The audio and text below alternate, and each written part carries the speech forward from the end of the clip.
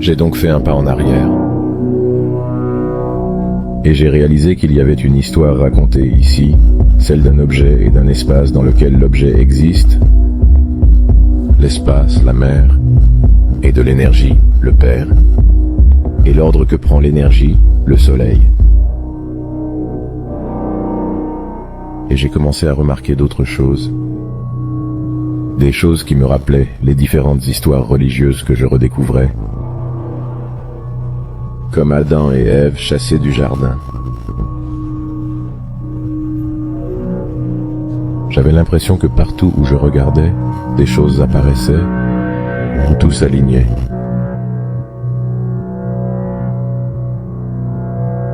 C'était comme une sorte de carte de la réalité, une représentation symbolique qui correspondait à tout.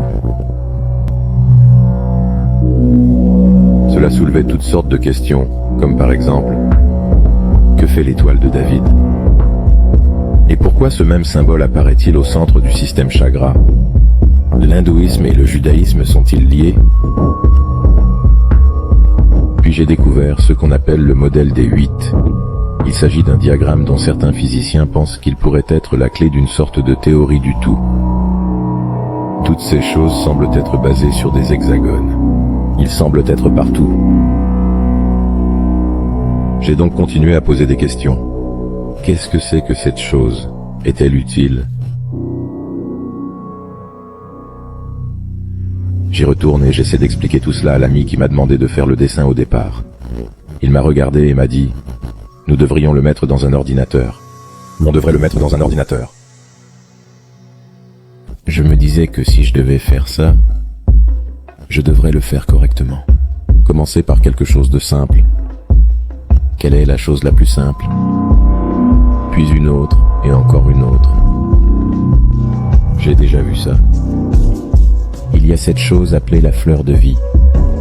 Elle apparaît partout, de l'Égypte ancienne jusqu'à la religion moderne du Nouvel Âge.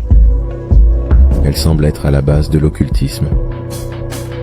Alors j'ai continué, et j'ai continué à demander « Qu'est-ce que c'est que cette chose ?»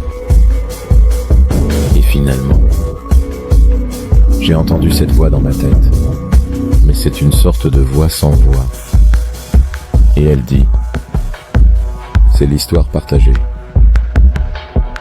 Et je regarde cette chose et je me dis que ça ressemble à une couronne d'épines.